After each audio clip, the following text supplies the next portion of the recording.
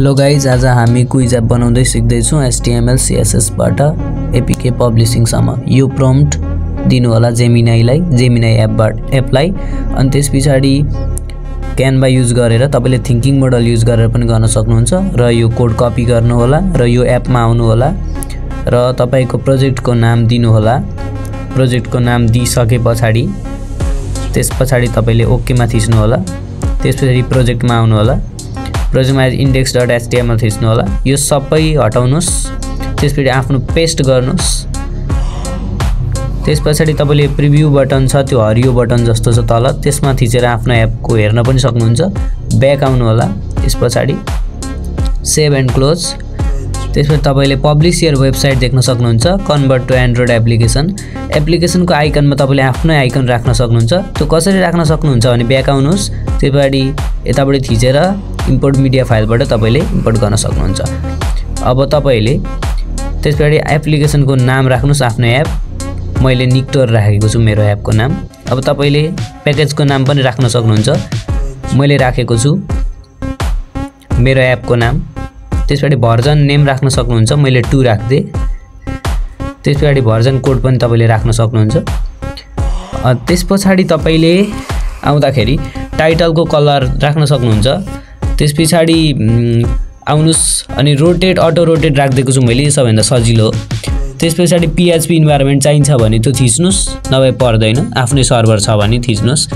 त्यसपछि image of splash स्क्रिनमा त्यसपछि आफ्नै एपको आइकन राख्दा हुन्छ। फुल स्क्रिन मोड चाहिन्छ भने थिच्नुस्। हाइड टाइटल बार भनेको छ हाइड गर्दै सबैभन्दा राम्रो हो, त्यो हाइडै गरेको राम्रो प्रोफेसनलको लागि। अब पर्मिसनहरु छ, मिडिया अटो प्लेहरुको पर्मिसन छ, त्यो अन गरिदिएको राम्रो यदि तपाईको एपलाई त्यो फिचर चाहिन्छ भने। म सबै अन गरिदिन्छु। Media auto play, camera, microphone सबै अन गरिदिन्छु। त्यसपछि तपाईले टिकमा थिच्न सक्नुहुन्छ। त्यो टिकमा थिच्नु होला। त्यसपछि एकैछिन रोकिनुस्।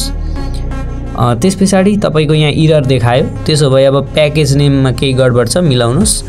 त्यसपछि टिक थिच्नुस्, प्लिज वेट। त्यसपछि तपाईको कन्भर्सन फिनिश भएको छ, ओके मा थिच्नुस्। अब रिफ्रेश गर्नुस् एपलाई। अब एपीके मा थिच्नुस् र ओपन विथ अदर एपमा थिच्नुस्। त्यसपछि तपाईको ब्राउजरमा जानुस् र डाउनलोड गर्नुस् यो फाइललाई। गुगलमा एपीके प्योर डेभलपर थिच्नु। त्यसपछि प्याकेज नेम र एप नेम राख्नुहोस्, अघि जुन राखेको थियो, अनि पोस्टमा थिच्नुस्। त्यसपछि अब आफ्नो एपको क्याटेगोरीहरु लेख्नुस्, क्याटेगोरी के छ। अनि त्यसपछि एपको इमेज र स्क्रिनशटको लागि चाहिँ तपाईले रिसाइज फोटो, रिसाइज इमेज भन्ने एपहरु धेरै पाइन्छ, वेबसाइट धेरै पाइन्छ। गुगलमा गएर त्यो PX हरु मिलाउन सक्नुहुन्छ यहाँ मागे अनुसार। त्यसपछि तपाईको भिडियो URL, युट्युबको video URL, privacy policy URL हरु राख्न सक्नुहुन्छ र पब्लिश गर्न सक्नुहुन्छ। अब म एपीके प्योर एपमा आउँदैछु। गुगलबाट डाउनलोड गर्नु होला र तपाईको एपको नाम लेख्नु होला। मेरो एप निक्टोर भन्ने थियो, मेरो पब्लिश भइसकेको थियो। 2-3 दिन पर्खेपछि आउँछ। त्यसैले मैले एप खोलेको छु। अब मेरो एप खोले पछाडी तपाईले यहाँ देख्न सक्नुहुन्छ मेरो एप पब्लिश भएर इन्स्टल पनि गरिसकेको छु। यहाँ धेरैवटा देख्न सक्नुहुन्छ। माई नोट्समा गएर मैले कस्तो राम्रो देख्न सक्नुहुन्छ यहाँनेरि। त्यसपछि अब मैले यहाँनेरि सेभ नोट गर्न सक्छु, नोटहरु हेर्न सक्छु, नोटहरुलाई मैले डिलिट पनि गर्न सक्छु, यहाँ हेर्न सक्नुहुन्छ। अब तपाईहरुले पनि यसरी नै एप बनाउन सक्नुहुन्छ।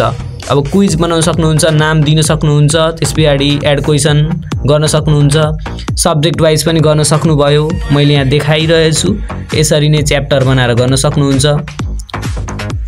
अब तपाईहरुले धेरै फिचरहरु देख्नुभयो। यो सबै नो सर्भर एप हो, मैले केही पनि गर्नु पर्दैन, यो आफै हुने हो, यो जेमिनाईले गरिदिन्छ। त्यसपछि यहाँ देख्न सक्नुहुन्छ मैले डिफल्ट क्विजहरुमा तपाईहरुले बनाएको क्विज खेल्न मिल्यो। त्यसपछि कम्बो क्विजमा पनि तपाईहरुले बनाएको क्विजहरु, अनि ट्रेन्डिङ क्विजमा यसरी हेर्न सक्नुहुन्छ। यो लाइभबाट आउँछ, सब फ्रेश क्वेशनहरु आउँछ, नयाँ क्वेशनहरु, केही पर्दैन तपाईले गर्नु। मैले यहाँ खेलिरहेको छु यसरी। अनि तपाईले देख्न सक्नुहुन्छ यहाँनेरि स्कोर कार्ड पनि आइरहेको छ। स्कोर, एक्युरेसी, टाइम टेकनहरु सबै दिएको छ, कुन क्वेशन मिल्या छ छैन भनेर सबै दिएको छ। अनि तपाईले आफ्नो नोटहरु पढ्न पनि सक्नुहुन्छ। हो यसरी तपाईले आफ्नो एप बनाउन सक्नुहुन्छ। यहाँ निकेश AI टर्चर भन्ने छ, यहाँनेरि गल्ती भएका प्रश्नहरु फेरि खेल्न सक्नुहुन्छ। आजको भिडियो तपाईलाई कस्तो लाग्यो, मन पर्यो भने लाइक, शेयर र सब्स्क्राइब गर्नु होला। धन्यवाद। एपीके प्योरलाई चाहिँ गुगलबाट डाउनलोड गर्नुस् र होप वेब जुन मैले HTML हरुलाई एपीके बनाएको छु त्यसलाई चाहिँ एपीके प्योर भित्रै इन्स्टल गर्न सक्नुहुन्छ। धन्यवाद।